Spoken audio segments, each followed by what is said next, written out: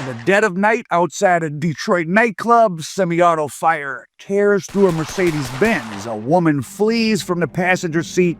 The driver returns. It's right on the same block as Detroit Police Headquarters, and it's the latest skirmish in a war between two reefer dealers that made more money than even Big Meech and BMF, right there in Detroit in the early 2000s.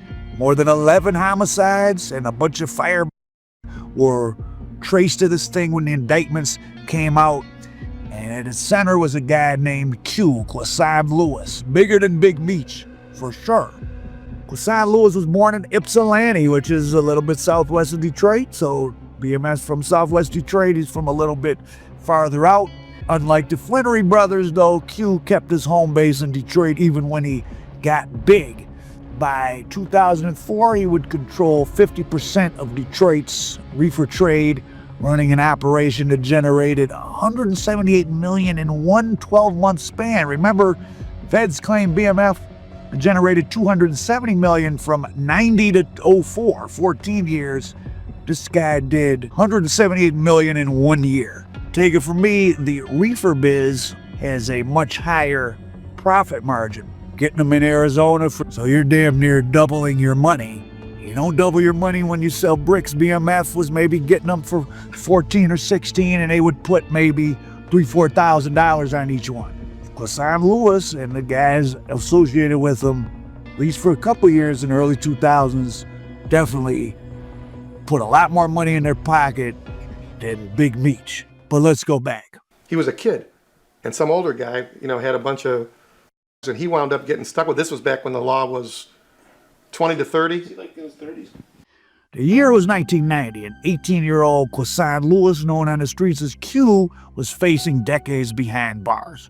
Arrested for yayo distribution, he was going to get a 20 to 30. At the time, Michigan had very, very stringent laws. There was something called the mandatory 650 law, over 650 grams. A little more than that brick, you got mandatory life, no parole. I think Q was caught maybe with something between 225 and 650. So he's looking at 20 to 30, but apparently whoever he was working with knew who the real lawyers were and had the money to pay the real lawyers, because he got Steve Fishman, Detroit's probably top, or one of the couple top dope lawyers. I got him a new trial. He had been convicted. No, I take that back. I represented him at his sentencing. Yeah, I represented him on that case, and the judge gave him I shouldn't say a break. He accurately looked at what his role was in the offense, and he did 3 years, and then he came home. He was 18 years old. I think he's born 72, probably 90. After doing a few years in the state pen, Q was back on the streets and back in business. Sticking with the yayo, apparently, because according to federal documents, by 1997, he was about to make his own move into the big leagues. He went to L.A. with a guy named Ray Red Amerson to purchase the yams.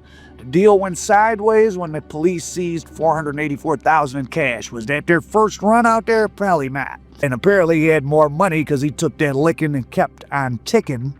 But it did make him start to think about changing from the yams to the reefers. Now, at that time, I remember, by 98, or like 99, 2000, it seemed like the action in the streets was what we called Reggie Bows, the regular reefer. He got into that business. All the people I personally know who made tons and tons of money selling illicit substances, it was in the reefer.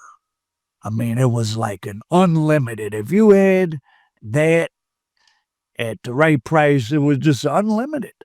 So they were coming out of Arizona primarily. The Detroit-Arizona connection, as everybody knows, is strong.